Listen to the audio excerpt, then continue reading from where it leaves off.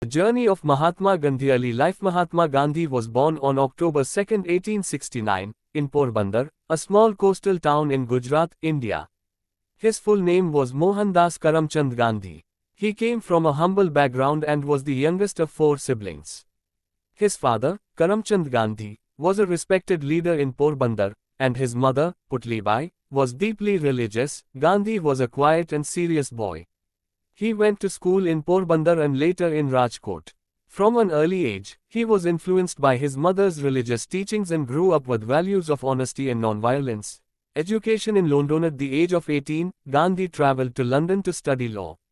It was a significant move, as it took him far from home and exposed him to new cultures and ideas. London was a bustling city with many different people and viewpoints. Gandhi struggled at first, feeling out of place. However, he worked hard, completed his law degree, and became a barrister. While in London, Gandhi was deeply influenced by the teachings of various philosophers and writers, including Leo Tolstoy and Henry David Thoreau. These ideas about nonviolence and civil disobedience would later become central to his philosophy. First experience of racism in South Africa. After finishing his studies, Gandhi returned to India but struggled to find work. In 1893, he accepted a job offer to work for a legal firm in South Africa. This move was pivotal in his life. In South Africa, Gandhi encountered severe racial discrimination for the first time. He was thrown off a train for being non-white, despite having a valid ticket. This incident deeply affected him and became a turning point in his life. In response, Gandhi began organizing protests and campaigns against the discriminatory laws imposed on Indians in South Africa. His approach was to use nonviolent resistance, or satyagraha, which means holding on to truth. His efforts led to significant changes in South African laws and earned him respect and recognition. Return to India and the fight for independence. Gandhi returned to India in 1915, after spending 21 years in South Africa. He found India under British rule, with many people suffering from poverty and oppression. Gandhi was determined to help his country gain independence from British colonial rule. One of his first major campaigns was the Champaran Satyagraha in 1917. He led farmers in Bihar who were being exploited by British landlords. Gandhi's peaceful protests led to reforms and better conditions for the farmers. Following this success, Gandhi continued to lead various campaigns. In 1919, he opposed the Rowlatt Act, which allowed the British government to imprison Indians without trial. He organized widespread protests, which led to the Jallianwala Bagh massacre in Amritsar, where British troops killed hundreds of unarmed Indians. This tragedy fueled Gandhi's resolve for independence. The Salt March. One of Gandhi's most famous campaigns was the Salt March of 1930. The British government had imposed a salt tax, making it illegal for Indians to produce or sell salt. Gandhi decided to march 240 miles from Sabarmati Ashram to the Arabian Sea, where he would make salt from the sea water. This 24-day march, known as the Dandi March, drew international attention.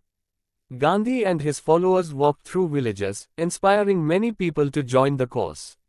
When they reached the sea, Gandhi picked up a lump of salt, symbolizing defiance against British rule. The Salt March was a major victory for Gandhi in the Indian independence movement, demonstrating the power of nonviolent protest. The Quit India movement. In 1942, during World War II, Gandhi launched the Quit India movement, demanding an immediate end to British rule in India.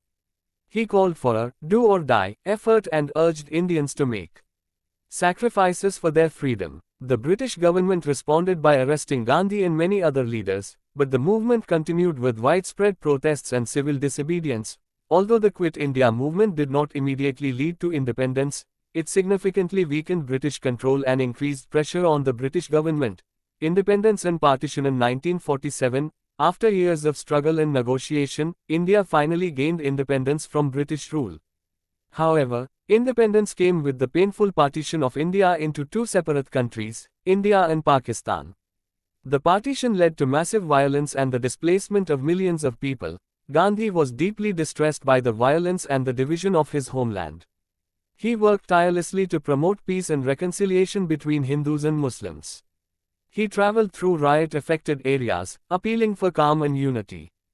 Despite his efforts, the partition caused immense suffering and loss. final years and legacy. Gandhi continued to work for peace and social justice until his assassination on January 30, 1948.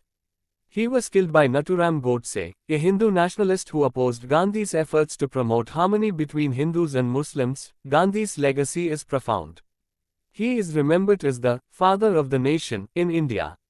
His philosophy of nonviolence and civil disobedience has inspired movements for justice and freedom worldwide.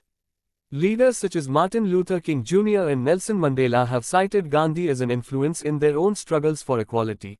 Today, Gandhi's principles of nonviolence and truth remain relevant. His teachings continue to inspire people around the world to pursue justice through peaceful means.